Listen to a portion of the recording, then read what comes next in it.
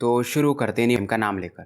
और जैसा कि पिछले एपिसोड में हमने देखा था कि लिंगडोंग फिलहाल डेजोलेट प्रोविंस में आ चुका था। जांगजू और यिनियन से इसकी मुलाकात होती है और यिनियन को देखकर यह हैरान था क्योंकि उसके फोरहेड पर एक रिनकार्नेशन सील था। जियांगजू इससे पूछती है कि ये क्या चीज है, तो लिंगडोंग इसे बताता है कि एक रिनकार्नेटर सील है। और बड़ी बात यह थी कि जियांगजू से ये पूछता है कि जब मैं इससे मिला था यिनियन से तो ये 12 साल के आसपास थी और मुझे 8 साल हो गए और अभी भी इसकी एज सेम दिख रही है। और गाइस आंख की पूरी वाट लग चुकी है। तो वीडियो लंबा नहीं करूंगा और हो सकता है फिर मैं 2-3 दिन अभी वीडियो बनाऊं भी ना, क्योंकि डॉक्टर ने कहा है कि मुझे आई स्ट्रेन हो गया है, मतलब कंप्यूटर ज़्यादा चलाने की वजह से। तो इस सीरीज़ के बाद मैं हो सकता है बस एक ही वीडियो डालूं, क्योंकि ऑफिस प्लस वीडियोस लंबा ही हो जा रहा है काम। और लिंगडोंग इतना समझ चुका था कि जो भी रिनकार्नेटर था कम से कम 2 टर्बुलेशन तो रिनकार्नेशन को उसने पार किया ही होगा। तो जियांगजू इससे पूछती है तुम्हें पता है कि मतलब इसकी रिनकार्नेशन पिछले जन्म में क्या थी। लिंगडोंग बोलता है अभी मेरा उतना लेवल नहीं है कि मैं ये पता लगा सकूं, और इतना तो मैं बता सकता हूँ कि पास्ट में रिनकार्नेशन लेवल पर जाने वाले गिने चुने ही लोग होते थे और ये यिनियन के लिए अच्छा है। हालांकि अब ये जब मेमोरी गेन करेगी तो ये डिपेंड करेगा कि इसके पास दोनों मेमोरीज रहती हैं या कौन सा पावर ज्यादा डोमिनेंट रहता है। अब उसके बाद इनकी नजर उस ब्लैक फिगर पर पड़ती है। ये वही प्रोटेक्टर थे पर इनकी बॉडी में थोड़े बहुत सही, पर हीमोस ऑरा को ये फील कर सकता था। ये अभी भी हालांकि इससे फाइट कर रहे थे और यिनियन इस ऑरा को प्यूरिफाई कर रही थी। और शायद यहाँ पर पास्ट में क्योंकि एक सेक्ट था ग्रेट डेजोलेट सेक्ट, उनके लोगों का विल पावर इस प्रोटेक्टर में था, इसके वजह से ये फाइट कर पा रहा था। यिनियन भी जब प्रोटेक्टर को पेन में देखती है तो पूछती कैसा है, पहले से ठीक हो। अब लिंगडोंग भी अपने लाइटनिंग पावर से इसमें जो डेमोनिक की थे उसे एनहाइलेट करने लगता है, क्योंकि इस प्रोटेक्टर ने इसकी एक बार मदद की थी निर्वाणा पिल्स पर जो कर्ज थे उसे हटाकर। तो लिंगडोंग इन्हें इस हालत में छोड़ नहीं सकता था। पर लिंगडोंग काफी शातिर बंदा था, तो यिनियन से कहता है कि अगर ये ऐसे सप्रेस करती रहेगी तो ये बहुत बड़ा प्लान है। प्रोटेक्टर के बॉडी में जो हीमो हो रहा है वो पक्का आसपास किसी हीमो हो रहा के कारण ही हो रहा है, और ये पावर शायद जमीन के अंदर छिपा हुआ है। इस चीज को ये इसलिए फील कर पा रहा था क्योंकि इसके पास एंसेस्ट्रल सिंबल थे। लिंगडोंग जियांगजू से कहता है यिनियन को प्रोटेक्ट करो, और नीचे की जो जमीन थी ये अपने थंडर पावर से इसको भेद देता है 100 फीट के आसपास। जब ये गड्ढा कर लेता है तो फाइनली बोलता है कि अब छिप के क्या ही करोगे, बाहर आ जाओ। और लगातार थंडर की नीचे जाने के कारण ये बंदा फाइनली एक चीख मारता है और ये हीमो किंग जो भी था अब बाहर आना शुरू कर देता है। और जैसे ये बाहर आता है लिंगडोंग का जो थंडर पावर था वो अपने आप थोड़ा बहुत इसके आसपास से गायब हो जाता है, और इसके बाहर आते ही एक डेमोनिक की लाइट चारों तरफ फैलती है। लिंगडोंग इसे थंडर पावर से ब्रेक थ्रू कर देता है और इस समय इसकी तरफ एक पावरफुल पंच भी आगे बढ़ता है, पर लिंगडोंग फिर से इसे रोक देता है। अब ये बंदा फाइनली बोल ही देता है तो तुम्हारे पास थंडरबोल्ट एंसेस्ट्रल सिंबल है, क्योंकि हेड ऑन कोलिजन में अगर इसे कोई बंदा रोक दे रहा है तो वो नॉर्मल नहीं है। ये बंदा इसके बॉडी के आसपास ब्लैक मिस्ट थे। अब ये बोलता है फाइनली कि यहाँ का जो प्रीवियस डिवोरिंग एंसेस्ट्रल सिंबल का कंट्रोलर था वो मेरे हाथों ही मारा गया था, और तुम्हारे पास दोनों है तो तुम शायद मेरे हाथों ही मारे जाओगे। लगता है मैं तुम लोगों का नेमेसिस हूँ।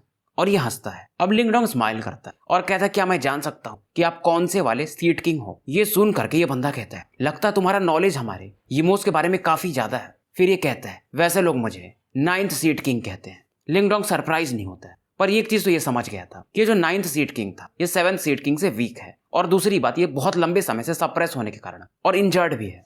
अब लिंगडोंग इससे पूछता है तो मतलब तुमने ही ये जो ग्रेट डेजोलेट सेक्ट था उस पर अटैक किया था। 9th सीड किंग स्माइल करता है और कहता है मैंने अटैक नहीं किया था, मैंने उनको पूरी तरह से खत्म कर दिया था। पर वो डेवोरिंग एंसेस्ट्रल सिंबल का ओनर, उसे मैंने मार तो दिया पर उसने मुझे भी अपनी जान की बाजी लगाकर यहाँ पर सप्रेस कर दिया था। और ये गाली देता है उसे। तो जैसा कि आप समझ रहे हो तो डेवोरिंग मास्टर अलग हैं, और उनके बाद जिसे ये एंसेस्ट्रल सिंबल मिला होगा वो थे दूसरे वाले, जिनके फोरहेड पर एक ब्लैक मार्क भी था। डेजोलेट सेक्ट के लीडर 9th किंग प्रोटेक्टर की तरफ देखता है। अच्छा तो ये बच गया था, पर ये मरने से भी बदतर हालत में है। पर मानना पड़ेगा ये डेजोलेट सेक्ट वाले सच में कैपेबल थे, जो मुझे 10,000 सालों से सप्रेस करके रखे हुए थे। और लिंगडोंग कहता है लगता तुम यहाँ भागने के लिए पहले से अपना डेमोनिक ऑरा हल्का हल्का रिलीज कर रहे थे, पर अफसोस की बात कि तुम्हारे कोई भी लोग डेविल प्रिजन वाले इसे फील नहीं कर पाए, क्योंकि ये लड़की जो है उसको धीरे धीरे प्योरीफाई कर देती थी। ये काम यिनियन का था। 9th किंग को गुस्सा आता है, ये सब समझ जाता है, तभी मेरे लोग मेरे लोकेशन को आज तक जान नहीं पाए थे। लिंगडोंग को मालूम था कि इसे जल्दी से खत्म करना पड़ेगा, नहीं तो अगर ये रिकवर हो गया तो थोड़ा मुश्किल होगा।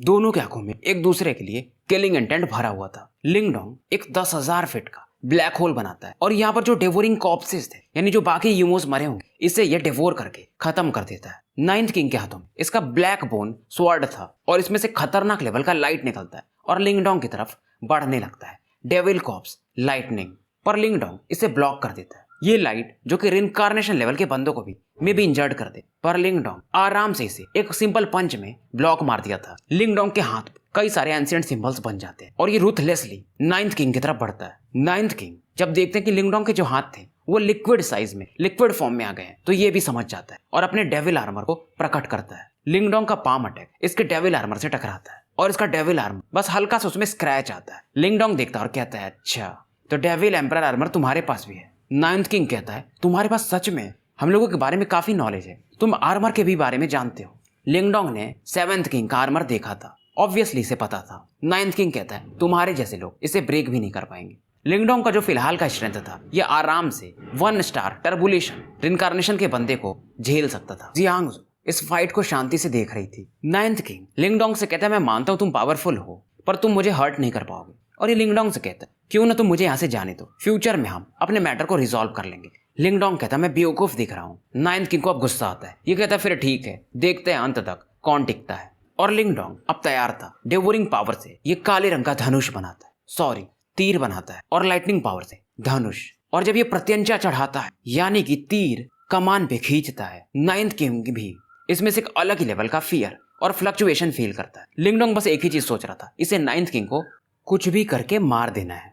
लिंगडोंग का जब किलिंग डिजायर पीक पर था तो वो जो प्रोटेक्टर थे अब वो भी इस चीज को रियलाइज करते हैं। एक आवाज इनके दिल से निकलती है और इस आवाज एक थैंक्स था शायद लिंगडोंग के लिए। प्रोटेक्टर के बॉडी से कई सारे लाइट्स बाहर निकलते हैं और इसे देखकर लिंगडोंग भी अब हैरान था, क्योंकि इन लाइट्स के बीच में एक एल्डरली फिगर खड़े थे और ये वही थे डेवोरिंग एंसेस्ट्रल सिंबल के पहले वाले मालिक ब्लैक आइड एल्डर। और जितनी लाइट्स थे उसमें एक अलग अलग शायद यहाँ के डेजोलेट पैलेस के एक्सपर्ट्स रहे होंगे। नाइन्थ किंग भी जब इन्हें देखता है तो कहता है, बेवकूफ ओल्ड घोस्ट, मरने के बाद ही तुम्हें चैन नहीं है और तुमने मुझे यहाँ पर 10,000 साल से सील करके रखा था। मैं तो अभी भी जिंदा हूँ, तुम तो धूल में बिल चुके हो। तुम्हें क्या लगता है कौन जीता? ब्लैक आइड एल्डर नाइन्थ किंग को देखते हैं। इसे देखकर ये भी एक फेंट स्माइल देते हैं और ये लिंगडोंग को रेस्पेक्ट में अपना सर झुका लेते हैं। लिंगडोंग हैरान था, जो भी यहाँ पर और आज सभी से रेस्पेक्ट देती है कि हम थैंक्स बोल रहे तुम्हें कि तुम इस डेविल को मार रहे हो।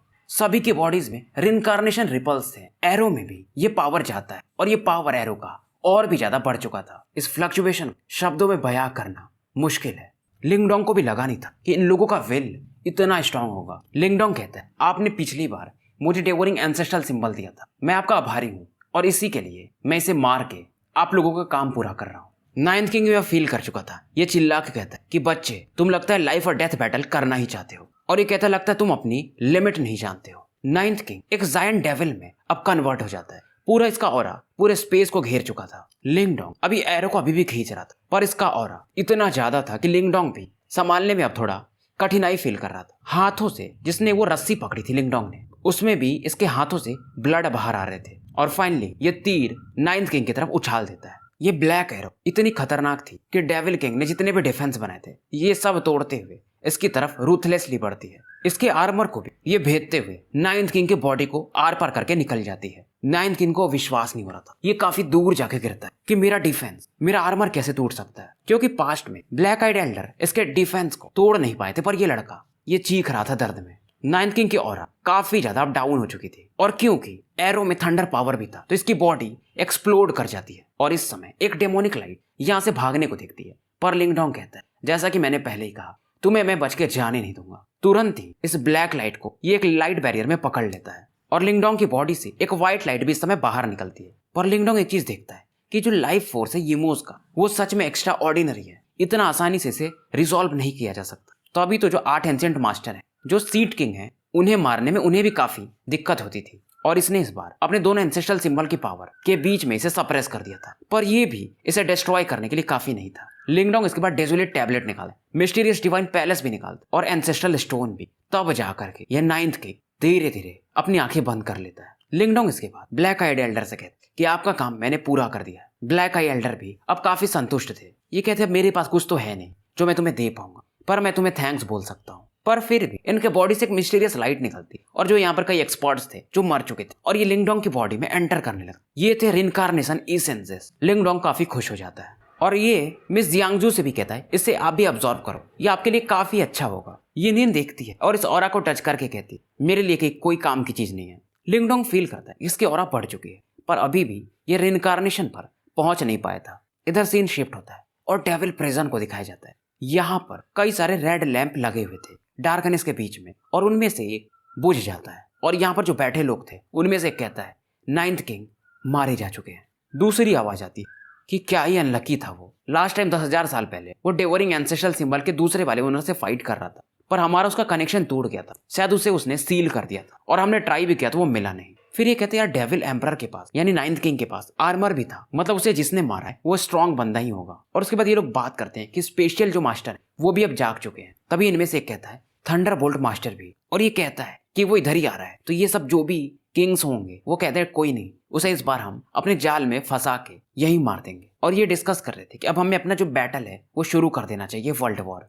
लिंगडोंग यहाँ पर कल्टीवेशन करने में लगभग 8-9 दिन से लग जाते हैं, पर रिइंकार्नेशन में थोड़ा दूर था ये, यानी हाफ स्टे रिइंकार्नेशन पर ये पहुंच चुका था।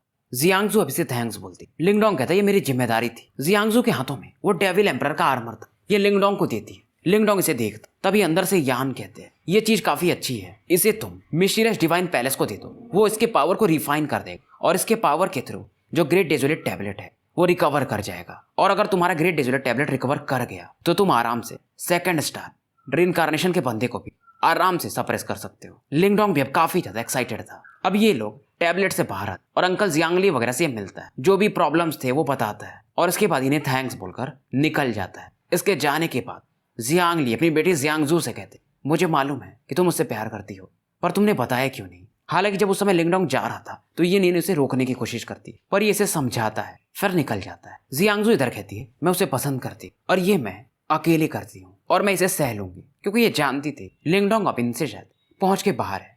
जियांगली बस हंस के रह जाते हैं। इधर लिंगडोंग वापस आ चुका था लिन क्लैन में। लिंग जायो से इसकी बात होती है और ये पूरा मैटर रफली एक्सप्लेन कर देता है। अब ये लिंगडोंग अपने फादर से कहता है कि मैं कल डाओ से लौटूंगा और ये इन्हें एक जेड टोकन देता है कि कोई भी प्रॉब्लम हो तो आप इसे पटक दीजिएगा, मैं आ जाऊंगा। क्योंकि ये फील किया था कि जो सीनियर ब्रदर जाओ टोंग है उनका युआन स्पिरिट अब रिकवर हो चला है एंसेस्ट्रल स्टोन में रहने के कारण। लिंग जायो इससे कहते हैं तुम बिना बताए चले गए थे, तो मिस किंगजो भी 10 दिन तक यहीं पर अकेले थी, ये सही नहीं है। लिंगडोंग को याद आता है इधर लियू यान से इसकी मुलाकात होती और यहीं पर किंगजो भी खड़ी थी, तो लियू यान हंसते हुए यहाँ से निकल जाती है। लिंगडोंग किंगजो की तरफ बढ़ता है। किंगजो इसे देखती और कहती कि मैं कल प्योरिटी पैलेस जा रही हूँ। इसके टोन में बिल्कुल भी ऐसा लग रहा था इसे कोई फर्क नहीं पड़ता कि लिंगडोंग ने कोई परेशानी में था या कुछ भी, और थोड़ा सा आवाज में गुस्सा भी था। बात तो सही थी कि लिंगडोंग से घर लेकर आया और अकेले छोड़ के गायब हो गया था। लिंगडोंग इसकी तरफ जाता है और कहता है सच में ये मेरी फॉल्ट थी, मुझे लगा था कि मैं प्रॉब्लम आराम से रिजॉल्व कर दूंगा 1-2 दिन के अंदर, पर मुझे क्या पता था कि 9th किंग मुझे वहां पर मिल जाएगा। किंगजू का भी एक्सप्रेशन थोड़ा चेंज हो जाता है। किंगजू इससे पूछती क्या तुम ठीक हो। लिंगडोंग कहता मैं ठीक हूँ, हालांकि उसका स्ट्रेंथ काफी वीक था सील होने के कारण, फिर भी मुझे थोड़ा टाइम लग गया और ये कहानी थोड़ा जानबूझकर चढ़ा बढ़ाकर बता देता है। किंगजू क्योंकि इंटेलिजेंट थी तो वो समझ जाती है कि जानबूझ के बता रहा है इतना ज्यादा। हालांकि 9th किंग कोई नॉर्मल बंदा नहीं था, ये चीज ये जानती थी। फिर ये फाइनली बोलती है कि अगली बार से अगर तुमने ऐसा कुछ किया तो मैं तुम्हारे साथ नहीं आऊंगी वापस। लिंगडोंग कहता है अगली बार से पक्का, मैं कहीं भी जाऊंगा तुम्हें लेकर जाऊंगा, या एटलीस्ट बता के जाऊंगा। अब ये टॉपिक चेंज करता है कि तुम कल जा रही हो। ये बोलती है हाँ। लिंगडोंग बोलता है मैं भी डाओ से लौट रहा हूँ तो मैं तुम्हें छोड़ दूंगा प्योरिटी पैलेस। किंगजू भी इससे कहती ठीक है, और उसके बाद लिंगडोंग इससे कहता है मैं जाने के बाद कल्टीवेशन में चला जाऊंगा ताकि रिइंकार्नेशन पर पहुंच पाऊं, तो कुछ समय में मिल नहीं पाऊंगा। किंगजू इससे कहती है तुम्हें थोड़ा टाइम जेनिथ सेंसिंग आर्ट को मास्टर करने में देना चाहिए, तुम बेसिकली उसके एंट्री लेवल पर हो अभी। किंगजू जैसे यहाँ से जा रही थी लिंगडोंग इसके वेस्ट को पकड़ लेता है।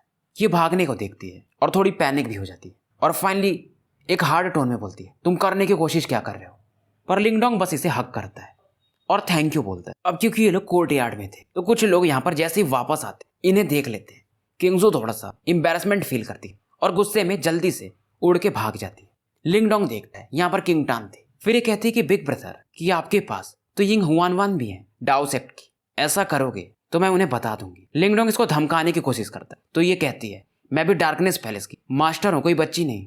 लिंगडोंग इसके सर को प्यार से सहलाता है। किंगटान भी कहती है तो कल आप डाओ सेक्ट जा रहे हो तो मैं भी चल रही हूँ। लिंगडोंग कहता है नहीं, तुम्हें मम्मी पापा के साथ रहना चाहिए। ये बोलती है मैंने उन्हें मना लिया है। लिंगडोंग जैसे इसको मना करता है बार बार, ये बोलती है फिर ठीक है, मैं युआन स्पिरिट मैसेज यिंग हुआनवान को भेज देती हूँ और आपके कारनामे बता देती हूँ। लिंगडोंग समझ जाता है अब ये कुछ नहीं कर सकता था। तो अगले दिन की जब सुबह होती तो वो किंगटान को लेकर और किंगजू को लेकर यहाँ से निकलता है। पहले ये किंगजू को प्योरिटी पैलेस छोड़ता है, उसके बाद ये दोनों डाओ सेक्ट के लिए निकल जाते हैं।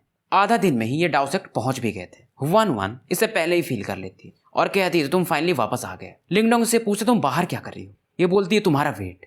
लिंगडोंग इसे देखता है, पहले से काफी ज्यादा अब शांत हो चुकी थी। ये बोलता है तुम्हें कल्टीवेट करना चाहिए, बाहर क्या कर रही हो तुम, अंदर चलते हैं। अब लिंगडोंग जब इसे इसके पाम को पकड़ता है तो ये थोड़ा अच्छा फील करती है। किंगटान भी देखती है और कहती है तुम हुआन वन हो, पहले से थोड़ी अलग लग रही हो। लिंगडोंग इसे कहता है फालतू क्वेश्चंस मत पूछो। अब इधर फ्लेम मास्टर इन तीनों को देखते हैं। इनके चेहरे पर एक कॉम्प्लिकेटेड एक्सप्रेशन था। अंदर आने के बाद किंगटान और हुआन वन निकल जाती है और लिंगडोंग को अकेला छोड़ देती है और ये अपने पुराने दिनों को याद करती है कि कैसे युआन कांग से इन दोनों ने मिलकर फाइट किया था। बहुत सारे लोग इस समय खुश थे लिंगडोंग को देखकर। फिर फाइनली ये तीनों यिंग जुआनजी के पास जाते हैं और यिंग जुआनजी से कहता है कि अब सीनियर ब्रदर जाओटोंग बाहर आ सकते हैं। जाओटोंग एंसेस्ट्रल स्टोन में से बाहर निकलते। हालांकि ये अभी बस इन युआन स्पिरिट बॉडी थी, पर फिर भी ये काफी स्ट्रांग थे, ये भी काफी इमोशनल थे। और यिंग जुआनजी भी, जाओटोंग भी यिंग जुआनजी को ब्लेम नहीं करते, क्योंकि ये बोलते हैं कि टीचर लास्ट टाइम मेरी ही गलती थी, आपके समझाए जाने के बावजूद मैं युआन गेट में एंटर कर गया था। जैसा कि लिंगडोंग भी कभी भी यिंग जुआनजी की गलती नहीं थी, क्योंकि इनके ऊपर जिम्मेदारी थी पूरे डाओ सेक्ट को बचाने की। यिंग जुआनजी कहते हैं कि बच्चे होते ही ऐसे, मुझे कोई फर्क नहीं पड़ता। बहुत सारे लोग इस समय सीनियर जाओटोंग को देखते हैं, क्योंकि पुराने टाइम से ही डाओ सेक्ट में इन्हें लेजेंड माना जाता था।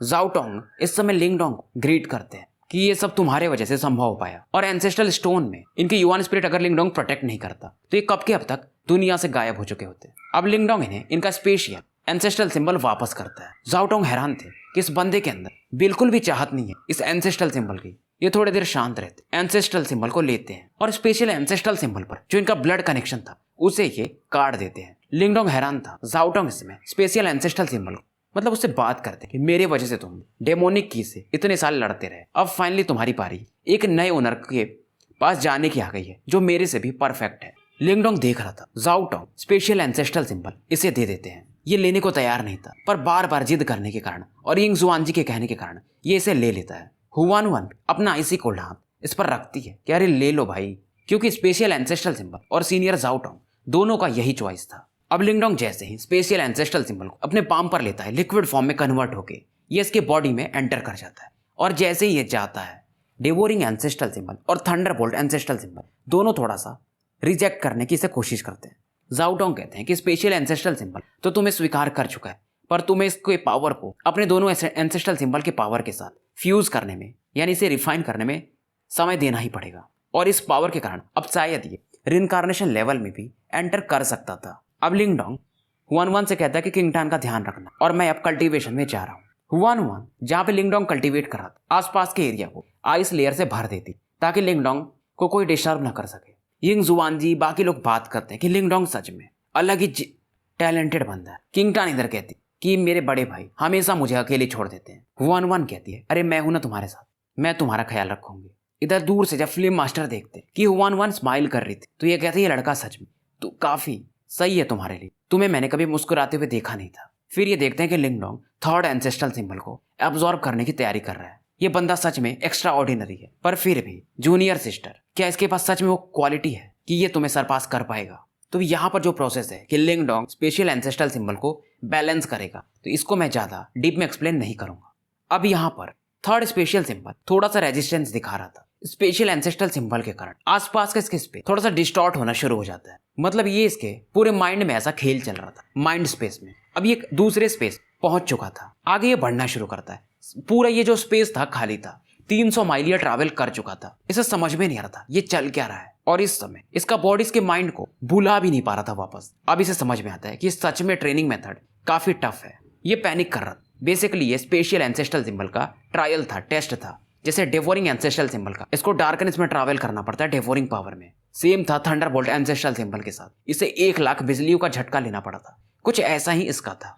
समय इधर अंदर बीतते जाता, अंदर में ऐसा लग रहा था कि हजारों वर्ष धीरे धीरे बीतने लगे हों। आगे बढ़ते बढ़ते ये एक ऐसे जगह पर पहुंचता है जहां पर इसे कुछ ब्लैक क्रैक दिखते हैं, और वहां से डेमोनिक ऑरा बाहर आने लगती है। पर एक फॉर्मेशन था जो इस डेमोनिक ऑरा को ब्लॉक कर रहा था। ये समझ जाता है इस प्रकार का फॉर्मेशन जो कि डेमोनिक ऑरा को इस लेवल पर रोक पा रहा है, ये सिंबल एंसेस्टर का बनाया हुआ चीज था। ये इस फॉर्मेशन को देखकर खुश था, तभी ये नीचे देख, ये फॉर्मेशन, इसमें ये भी ऐसा लग रहा था सप्रेस हो चुका है और ये बाहर निकल ही नहीं पा रहा है। फॉर्मेशन के सामने ये एक लाइट फिगर, इल्यूजनरी फिगर को देखता है। ये थे सिंबल एंसेस्टर, पर ये इनकी बस ऊपर की आधी बॉडी थी। सिंबल एंसेस्टर अपने एक उंगली से लिंगडोंग पर अटैक कर देते हैं, पर लिंगडोंग इस अटैक को डॉज नहीं करता है। वो फिंगर अटैक लिंगडोंग की बॉडी से आके टकराता है और इसकी बॉडी एक मिरर के समान थी जो कि क्रैक्स होके टूट जाती है। इसका दिमाग ऐसा लग रहा था ये खोने सा लगा हो। बेसिकली ये अपने माइंड में यानी बॉडी में आ चुका था वापस। इसके पसीने उस समय छूट गए थे। आंखें जब खोलता है तो इसे आइस बैरियर दिखता है। ये समझ जाता है कि मैं डाउ सेक्ट में वापस आ चुका हूँ। वहां पर जो इसने देखा था, बेसिकली इसने सिंबल एंसेस्टर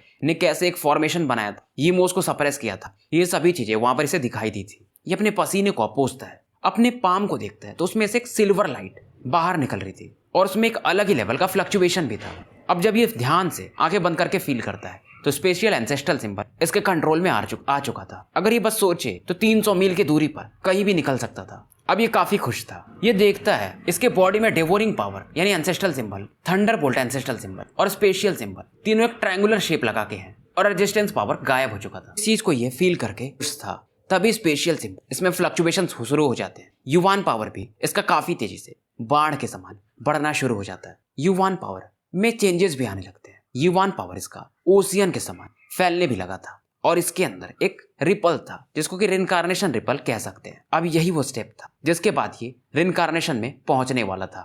समय बीतते जा रहा था और 2 महीने अब निकल चुके थे और वो जो आइस बैरियर हुआन ने बनाया था वो अभी भी था। पूरे डाओ सेक्ट पर एक प्रेशर को फील किया जा सकता था। यिंग जुआनजी भी सोचते हैं कि यार मुझे रिनकार्नेशन अभी तक मैं टच बस किया हूँ, पहुंच भी नहीं पाया। 100 साल से ऊपर हो गए, पर ये लड़का 10-12 साल में इस लेवल पर अब पहुंच जाएगा। यिंग जुआनजी देख के समझ तो चुके थे कि अब रिनकार्नेशन का टाइम आ चुका है लिंगडोंग के।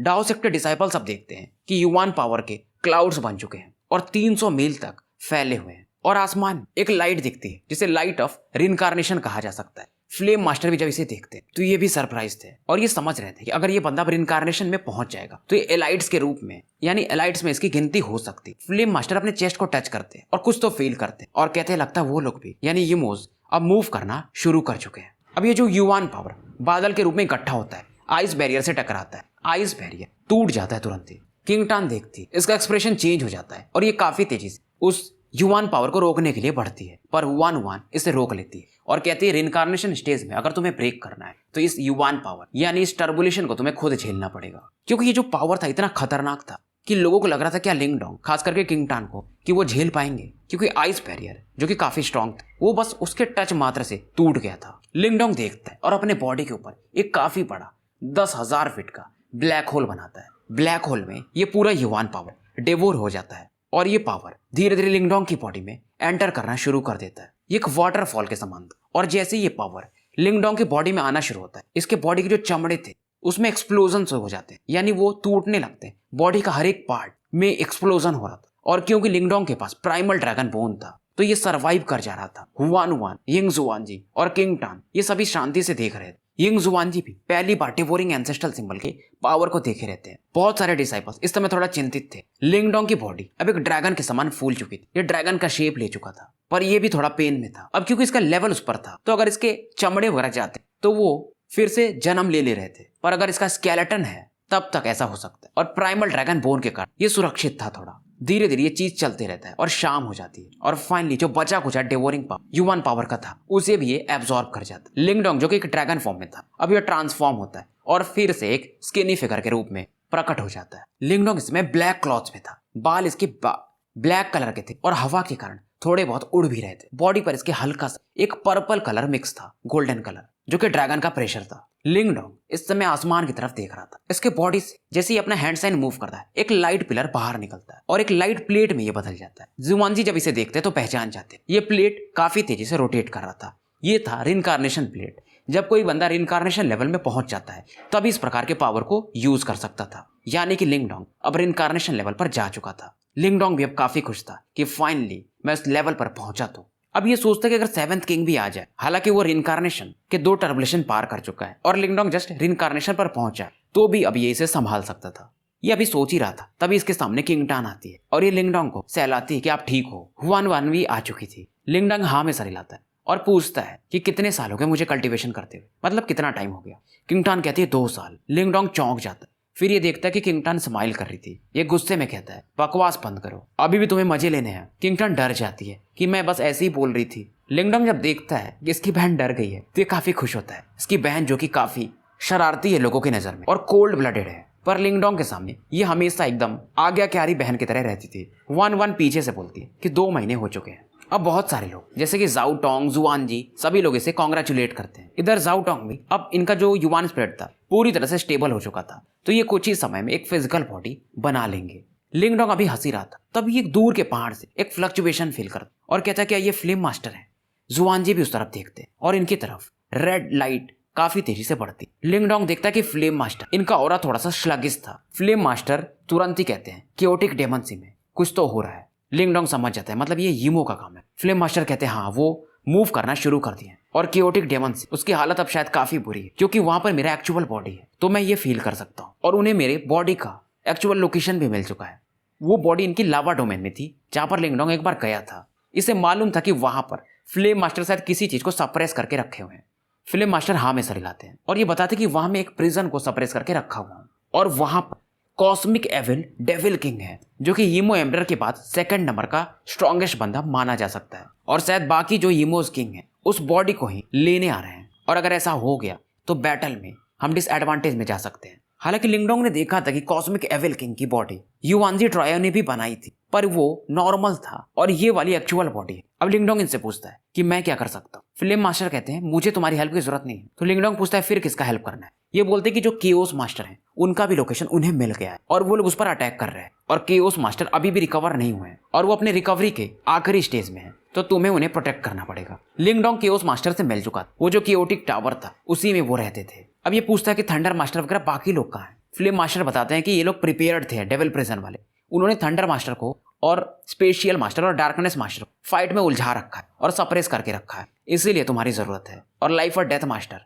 उनके बारे में हमें अभी भी नहीं पता है क्योंकि पास्ट में सबसे ज्यादा इंजर्ड वो जूनियर सिस्टर के बाद वही हुई थी। लिंगडोंग चौंक जाता है, ये बोलता है लाइफ और डेथ मास्टर मरी नहीं है क्योंकि लाइफ और death ancestral symbol human form में आ चुका था जिसका ह्यूमन फॉर्म मू लिंगशान थी। और इसे याद आता है कि इन लोगों ने बताया था वेल क्लैन वालों ने कि जब लाइफ और डेथ मास्टर, क्योंकि वो वेल क्लैन की ही थी, तो उनकी बॉडीज को इन्होंने ला के वहां पर रखा तो था, पर जब ये दोबारा गए तो उनकी बॉडी वहां पर थी नहीं और वहां पर एक अंडा था जो कि मू लिंगशान के रूप में बाद में प्रकट हुआ था। फ्लेम मास्टर कहते लाइफ एंड डेथ मास्टर वो लाइफ और डेथ को कंट्रोल करती, उनको मारना इतना आसान नहीं था। तो लिंगडोंग अब समझ जाता। और केओटिक डेमंसी में जहां पर केओटिक मास्टर है, केओस मास्टर, वहां पर गु मेंकी वगैरह भी रहते हैं और उसी के आसपास टांग जिन लियान और मू लिंगशान, तो इसे अब जाना ही था। 1-1 इसके साथ जाने को तैयार हो जाती। फ्लेम मास्टर कहते हैं पहले ये संकोच करते हैं फिर तैयार हो जाते हैं और इनके साथ किंगटन भी अब जाने को तैयार थी। तो फ्लेम मास्टर कहते हैं तुम तीनों एक दूसरे का ध्यान रखना। लिंगडोंग जाने से पहले सेक्ट मास्टर से कहता है कि आप डाओ सेक्ट को सील कर दो, कहीं यहाँ पर ना अटैक हो जाए। अब ये तीनों स्पेशल एंसेस्ट्रल सिंबल के कारण तुरंत ही केओटिक डेमंसी की तरफ निकल जाते हैं। यिंग जुआनजी वगैरह भी अब चिंतित थे कि मतलब ये बैटल शायद अब शुरू हो चुका है।